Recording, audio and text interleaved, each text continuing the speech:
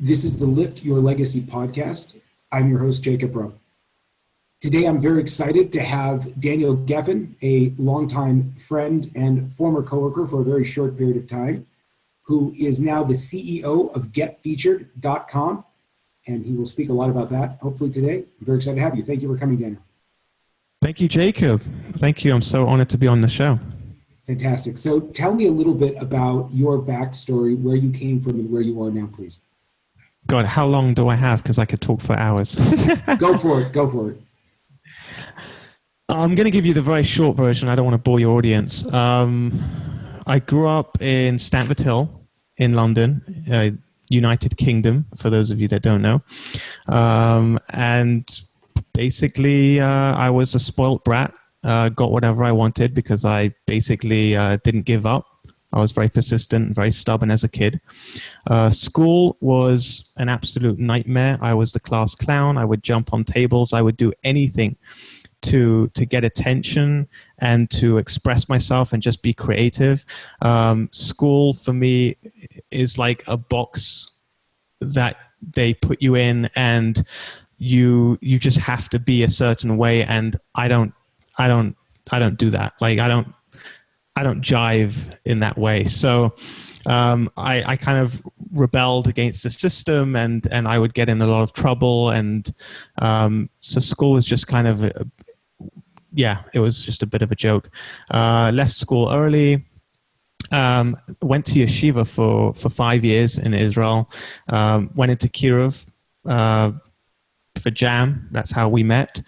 And 2008 came along. I left Kirov, went into mortgages, which was probably the worst time in history to go into mortgages, and basically went broke. So I went from earning a very, very nice income as a Kirov rabbi, living in California, married with one child, to essentially not being able to pay the bills and getting evicted from our townhouse in California. I'll never forget the day when I get this knock on the door. It was like, and I go to the door, I open it up, and there's this big Russian woman standing there. Her name was Olga, the landlady. And she's like towering over me, and she goes, "Mr. Geffen." And I said, "Yes." And she said, "You need to leave." And I said, "What do you mean leave?" And she said, "You need to leave. You need to vacate. You need to get your stuff and get out." And I said, "I have a wife. I have a child. Like, where, you know?" And she said, "That's not my problem. You haven't paid the rent in 3 months. You have to leave." And so I had to basically pack everything. I moved into my parents-in-law's house in Los Angeles. And that's never a good idea, by the way, for those guys listening to this. When you're, about 2 years married and you have to move into your in-laws, it's like the worst thing for your marriage. So after about 3 weeks, it was either move to London and get a job working for my dad in a grocery store, or potentially get divorced, because it was just like really bad. So thankfully we chose to move to London. I ended up working for my father in a kosher grocery store, small little store. And I wanted to shoot myself because I hated it. Like, it was like being back in school. I had to be at work at a certain time, and I had to sit at the cashier and serve milk and eggs and cheese to people. I was like looking at the clock all day long. I was bored as heck. And so after about a year of that, I decided to quit. And I told my wife, I said, like, I'm so depressed, like I can't do this anymore. And so that's when I started my own company, my first company called Jet Virtual, which was essentially a call answering service where we answered calls for multiple companies. Where did that idea come from? So it actually wasn't my idea. I had lots of ideas. I always have loads of ideas. That's something that I don't lack, is lots of different ideas. But interestingly enough, this wasn't my idea. I went into there's a place called Work Avenue in London. It's run by Shraga Zaltzman, and it's basically a Jewish charitable organization for people who want to start a business. And I went in there and I gave him all these ideas. I told him, what do you think of this idea? What do you think of this idea? And he's like, well, nah, that doesn't work. No. And then he said, but I've got a great idea for you. Why don't you start a telephone answering service? And I said, what's that? And he explained to me that, people who basically they don't, they want to outsource their calls to a company, and then you answer the calls for them, take messages. And I thought, okay, that sounds like a good idea. And I just started the company and grew it. And today it basically runs by itself. I ended up outsourcing the whole company to my competitors, and ended up running my company out of a hotel lobby for a year, which was a crazy story. You guys can hear about that if you want. But I ended up then moving to Israel. And because I outsourced the whole business, I right now spend about an hour a week on that particular business. So yeah, that was the first company. That's amazing. And now you have a new project that you're very passionate about that you're working on. Mm-hmm. Get Featured. Yeah. Well, first, before Get Featured, I started my podcast show about a year and a half ago. What made you want to do that? Yeah, so that was very interesting. It came out of the blue. I got a phone call from somebody here, a guy called Nachum Kligman, who runs a podcast show called The From Entrepreneur. And he called me up and he said, Daniel, you've got a very interesting story. I gave you the very abridged version so you can hear the whole version on his show, or actually go to my show and listen to episode 0. And so I said, what's a podcast? Because I didn't know what a podcast show was. And so he said, it's like a radio show, except it's online. So I thought, oh, that sounds really cool, a radio show, wow. So I ended up going on his show, and I loved it because I love to talk, and I love to share my ideas and share my story. And afterwards I said to him, Nachum, how do I do this? I really want to start my own show. How do I do it? So he said, well, listen, you pay me $700 and I'll teach you everything you want to know. I said, done. And within 2 weeks, I had my first episode. Today, I have done over 80 episodes. I was listed, as the top 26 podcast to listen to in 2017.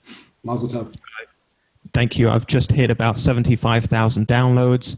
I've interviewed the smartest man alive, the leading FBI hostage negotiator. I've interviewed multi-millionaires who've basically started out, from scratch. And I had one guy who was eating out of trash cans. I had a woman recently who lived out of her car for 6 months and then built a consulting firm and sold it for $250 million. I had a guy who was born with his feet pointing backwards, and then became one of the highest ranked officers in the Israeli army, and then built a $100 million company when he was 31 years old. I'm interviewing a billionaire next week. I've interviewed a guy who runs the second fastest growing company in the US. That's insane. So we're gonna have to build on that. And I don't know if did you share what the name of the podcast is?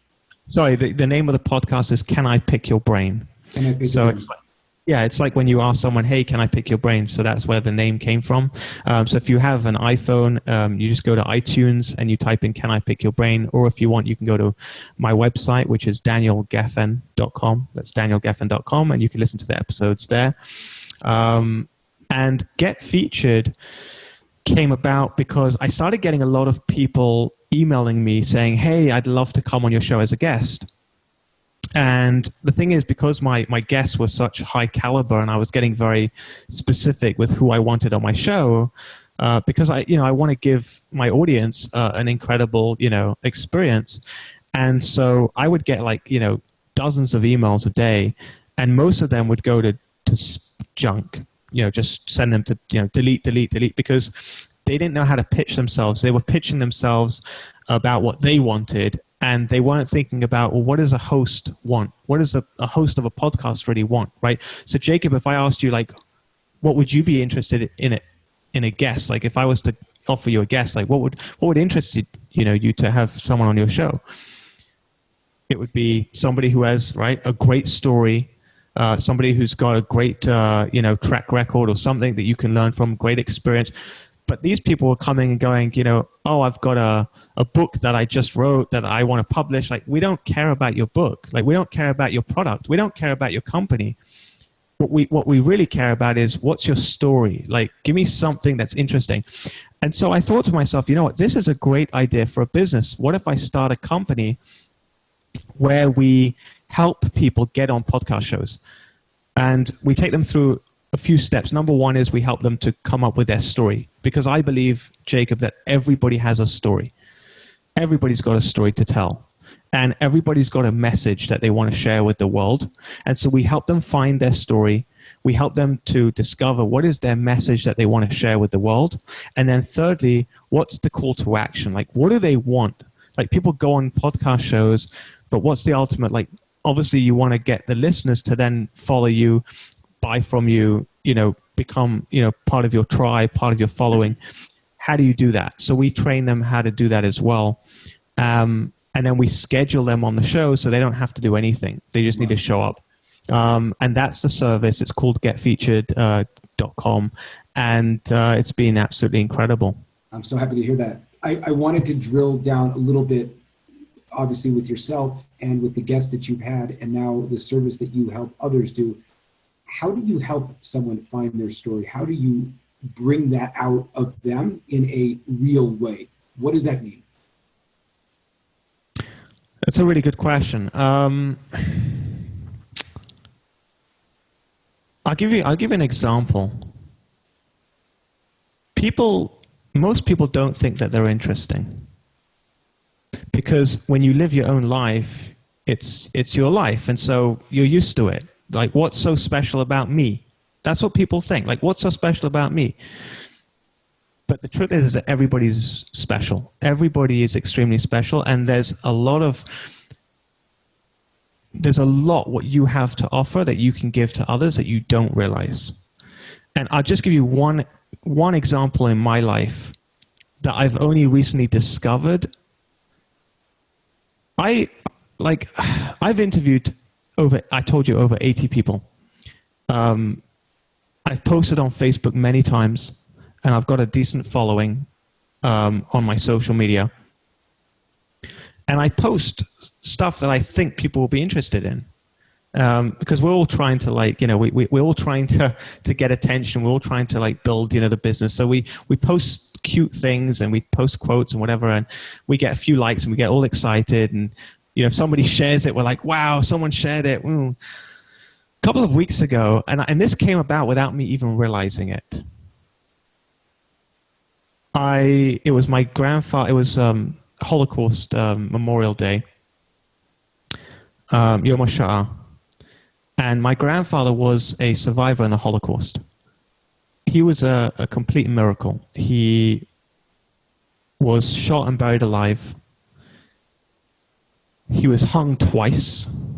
The first time was a false alarm. The Nazis, Yom HaShoah, thought that the Russians were coming, and they escaped. They ran away, and my grandfather escaped into the forest.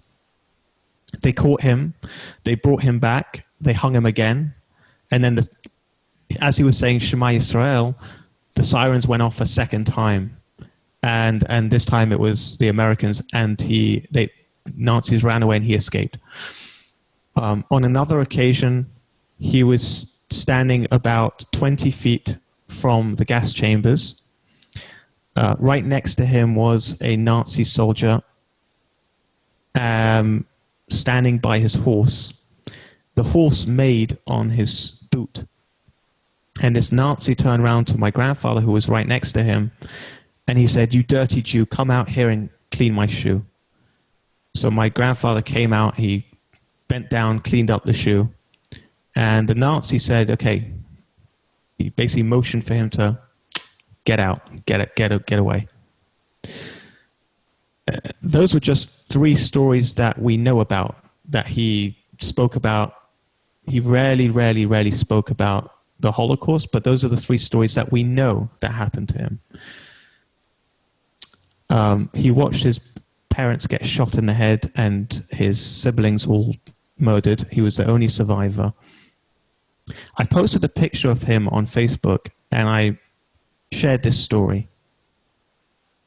And I said, of all the people that I've interviewed on my show, I've had some very, very influential people, celebrities, famous people. Nobody inspires me more than my grandfather.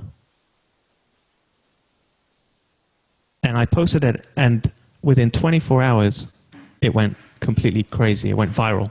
Like 700 shares, 5,000 likes, like hundreds and hundreds of comments. I still get comments today.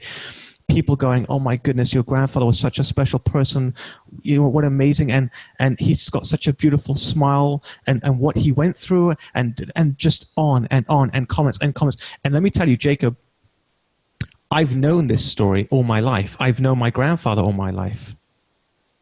I mean, he was just my grandfather, and his story to me was just, okay, like that's his story.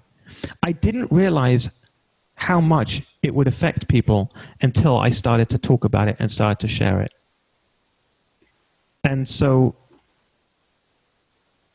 we don't realize who we are. We don't realize where we come from, and we don't realize what we've achieved until we start to share it with other people, and then we start to see their reaction, and we realize, I have something to offer.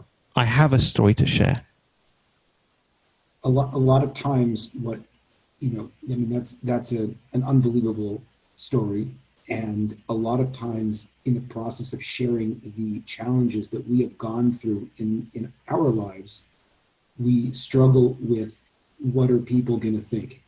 And I think that the more real we get about our challenges, especially as people that are, it used to be not everyone is in the public eye, but to a great extent now pretty much everyone's in the public eye, and your employers and your the people you work with, and all of these different people are going to know these things about you. So in the process of finding our story, we have to deal with that question of what are people going to think, because if it's compelling, it means that there was actually a real problem. You actually did something, sharing the idea about not being able to pay rent for 3 months and getting evicted, or significant health challenges someone's had, or so how do we cultivate that, I guess you can say, lack of fear of what other people are going to think about us if we are being genuinely authentic?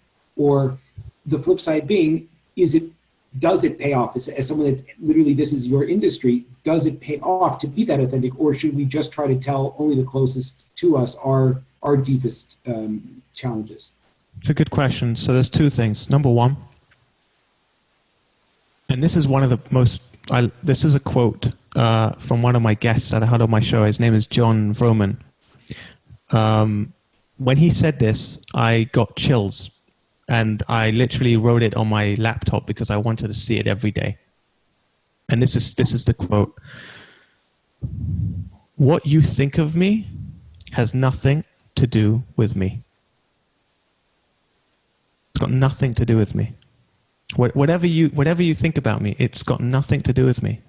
When you realize what that means, when you say that over to yourself and you let it sink in, and you realize how true that is, everybody has their own world. They live in their own world. And, there could be somebody who's like, a mass murderer, and their mother thinks they're the best thing since sliced bread. Like, wow, this guy, he's such a good boy, right? It's got nothing to do with him, what she thinks, right? You could think I'm a jerk, but that's okay. Like, that's okay. That's your perception based on the cues you're picking up. Based on you. Yeah, exactly. I could tell you one thing that I've put myself out there. In the last 2 years, I've been putting myself out there. I'm a podcast host, and part of what I do is I promote myself as part of my brand, as part of building my self-brand. And I'm telling you, Jacob, I get people who will say the most ridiculous things to me, like just trying to put me down, and and I honestly have just come to the realization that there are two types of people.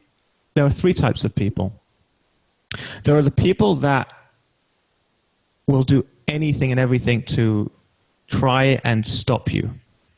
For whatever reason, it could be they're jealous, it could be that they're insecure, it could be that you make them feel uncomfortable because they feel like they should be doing more. And every time they see you, it's, they feel guilty that they're not doing what you're doing. Or it could just be that they're just having a bad day. Whatever it is, the second group of people are people who don't really care one way or another. They don't really have an opinion of you. You're just there and whatever. The third group of people are the people who will support you and lift you up and will be there for you and will praise you and will give you all of that, like, wow, you're incredible. I love your stuff. You're inspiring me. The first two groups just ignore, it's not worth your energy. Don't spend your energy in those two camps.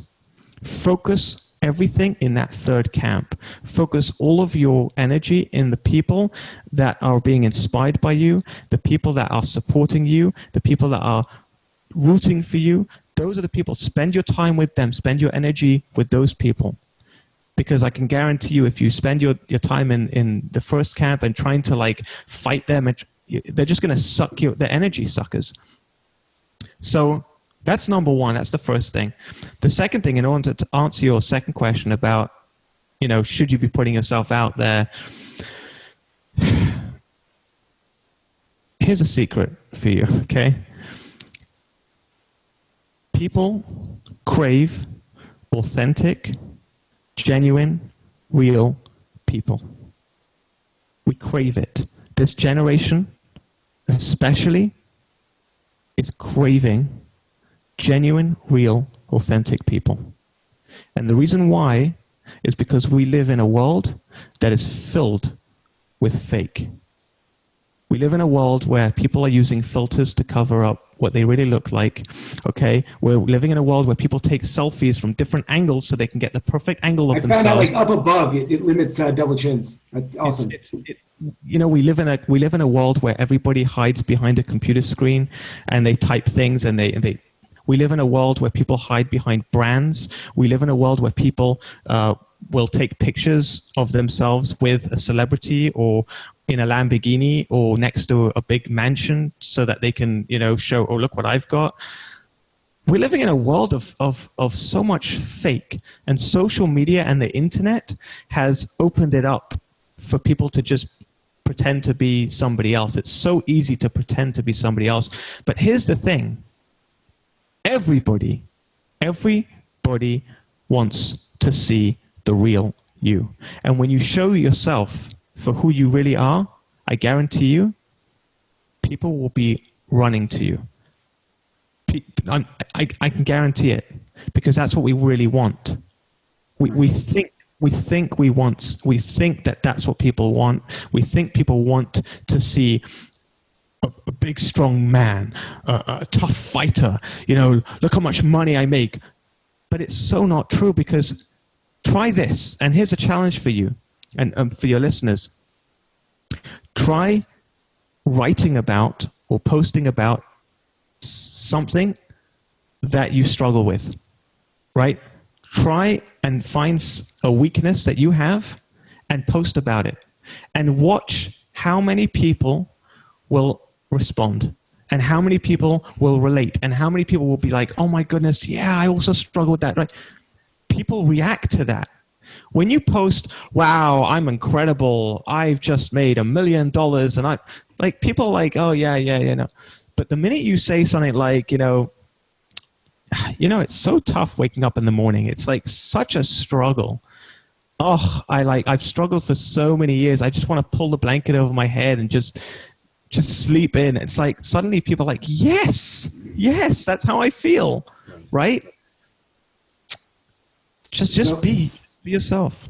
So it sounds like this sense of authenticity and this focus on only looking at the group of people that will support you and love you sort of knocks out the initial fears that a person has in terms of how they present themselves to the world.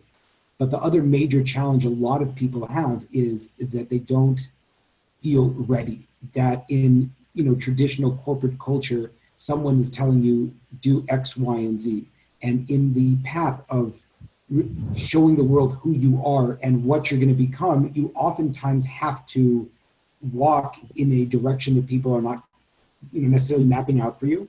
And the natural response is just to read and to read and to read and to prepare. I mean, this is just for myself, prepare so every angle potentially. But then what happens is you are exactly where you are years in advance, and it becomes like you're really spinning your wheels. So do you have any thoughts on starting to take action, or ways that a person can start taking action to start going in a direction that they are really passionate about, as opposed to just checking the boxes?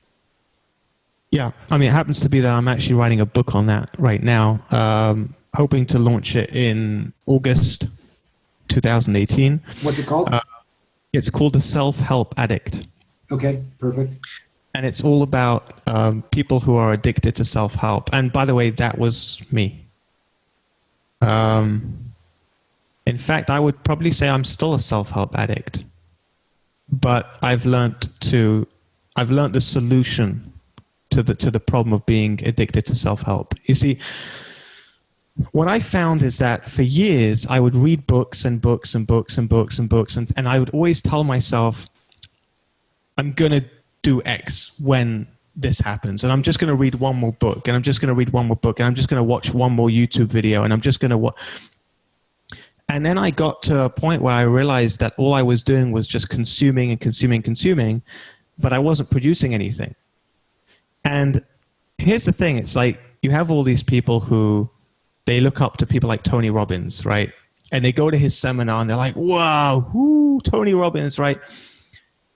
I'm the kind of person that will be in a crowd and I'll see Tony Robbins on stage and I'll ask myself the question, why is Tony Robbins on stage and I'm in the audience, and not that Daniel Geffen is on stage and Tony Robbins is in the audience? And you know what the answer to that question is? Tell me. It's very simple. It's because Tony Robbins is on the stage and you're in the audience. That's it. He decided to get on the stage, you decided to buy a ticket.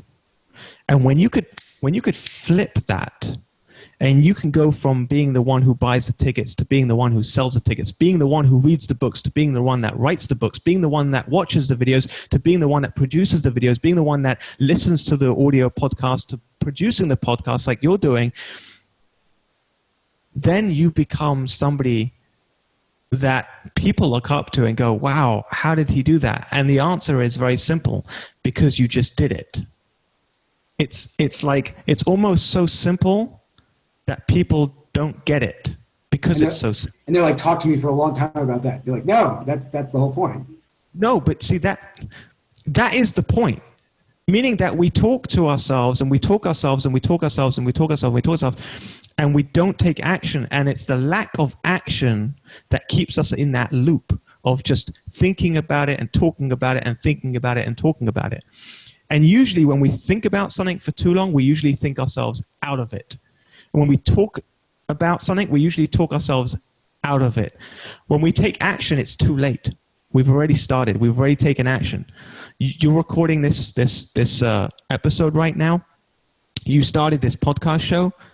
It's too late. You started taking action. You started producing. You're in there now. There's no talking your way out of it.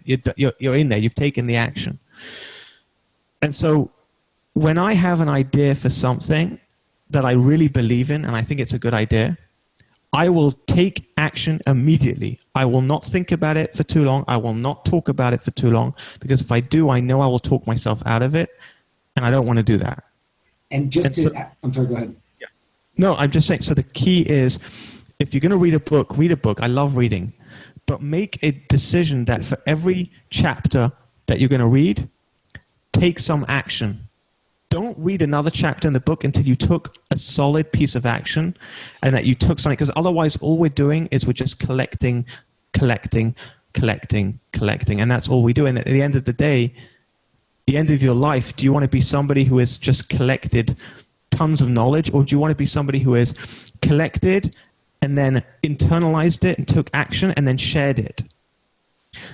You know, we have a limited amount of space, right?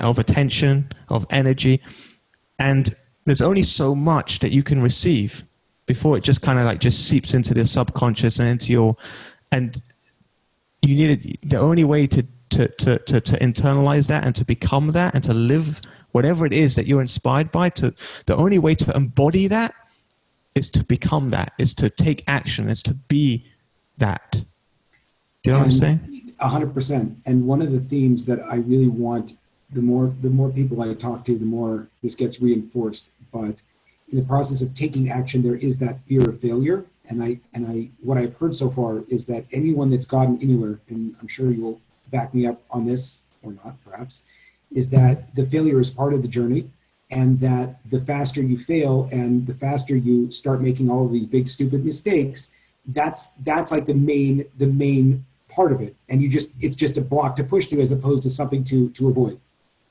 Yeah, let me talk to you about fear for a second, because there were two fears that I've had pretty much all my life, so much so that I would say that they were phobias. I had phobias of two things. One is spiders. I did too. And two is injections, right? You call it an injection, right? In America, right? Shots. Shots, like getting a shot. Shots, yeah. Okay. Those are the two. No, petrified. I mean, literally petrified. So just to kind of draw the picture, before I would go to bed at night, I would switch on the lights, and I would have to look in every corner of the room to make sure that there was no spiders in the room. Okay. When I got married, that became an issue, because when my wife would discover a spider and she'd say, there's a spider, and I'd go, there's a spider. She'd be like, you're the man, like, you need to take care of this. Like, my father, oh my God, don't talk to me about your father, please, okay? Your father, I'm not your father, that whole thing. Like, she's like, but I thought you're a real man. Real men are supposed to protect their wives. And so I remember that first time when I'm like, okay, Daniel, you need to be a man. You need to protect your wife. You need it, right? So I'd get like this very long broom, like really long, really long broom, as long as I could find. And then I'd kind of like look away, and I'd kind of like try and hit it without looking at it, like. Don't make eye contact. And then eventually I got to a point where I basically said to myself, I'm going to do it before I have enough time to think about what I'm doing. And so I just took a shoe and I ran up to the wall. I ran up to this spider without even thinking about it, without even trying to, and I just smashed it. I smashed that spider. And do you know what it feels like when you overcome a fear that's so great that you've lived with all your life, and you finally conquer that fear? It's incredible. And then now let me. You're looking for the spiders. You're ready for them. Now look, there's one. Bare hand. There's one in. There's one right over here. I have no problem with him. He's completely fine. I could sit in this room. I'm okay. He's okay. No problem. If I really want to, I could take a tissue and I could grab it, put it in the trash. Now, it's incredible because I really had a serious fear. The same thing with shots. When I would get a shot as a kid, I would scream, I would kick, I would run out the room. They would have to hold me down. And then one day I just said to myself, do you know what? This is not going to kill me. The pain is going to last maybe 10 seconds. If I can count down from 10 and just imagine that no matter what happens, after 10 seconds, it's gone. I can go through anything for 10 seconds. 10 seconds, I can go through anything. It's not going to kill me. And I did it. I just closed my eyes. I counted down from 10, and I let the pain just come, and I accepted the pain. And eventually, it just became a normal thing. Like, okay, it's painful. I don't like getting it. I don't like getting injections. I don't like getting shots. But if it happens, it happens, and it's okay. And I feel like it's exactly the same thing with any fear you have. If you have a fear of public speaking, for example, some people are literally petrified of the idea of standing up. What's the worst that can happen? You get up and you make a complete fool out of yourself. Okay. Nothing's going to happen. No, you're not going to die, right? You just get up and you go and do it. Just do it. And here's a little test I like to give challenges to people to like really get them to take action. Because again, I'm all about taking action. One of the most awkward places on planet Earth is the little place called the elevator, right? Everybody gets into the elevator and suddenly you're like all awkward. It becomes all awkward. Everybody starts looking around, like looking at their phone, quickly. Suddenly I'm really busy, oh, the ceiling looks really nice today on the elevator, anything but having to like talk to or make eye contact with the other people in the elevator. So I had a guy on my show called Anil Gupta who told me about this elevator experiment that he does to break his awkwardness. He would walk into an elevator and there would be people in the elevator and he would say, "Wow, I'm so sorry I'm late to the meeting." And of course, people would start to laugh. It would be a little bit, he'd lighten up the mood. And it's literally just saying something completely wacky, out of the ordinary. Just try it. You just walk into an elevator and just be like, "Oh, I'm so sorry I'm late to the meeting." Like, it's crazy. It's stupid. But it breaks that tension. It breaks that kind of like that awkwardness. And if the more that you break out of your comfort zone, the more you feel more comfortable doing it. Amazing. Amazing. Thank you. This was awesome. Can you please tell everyone where they can find you, follow you? Okay. So first of all, it's at danielgeffen.com. Go to danielgeffen.com and you can check out all my episodes. Can I Pick Your Brain is my podcast show. If you go to iTunes, you can type it in, Can I Pick Your Brain?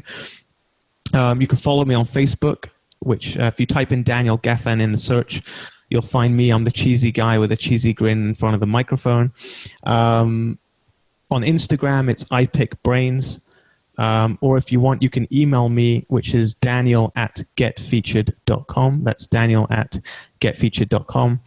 And in fact, I'm going to give you one last challenge, okay, for you guys watching this or listening to this. If you feel shy or you don't like to reach out to people you don't know, here's a little challenge. Send me an email. Okay, I want you to send me an email, and in the subject line, I want you to write challenge. Okay, just write the word challenge so I know it's the challenge that I set. And in the actual email, I just want you to say hi and who you are. Let me know who you are, and I'll respond to you. So just again, another way to just get out of your comfort zone. Just reach out to me, say hi, and let's continue the conversation. Amazing. Thank you so much. This is tremendous. Thank you, Jacob, for having me on the show.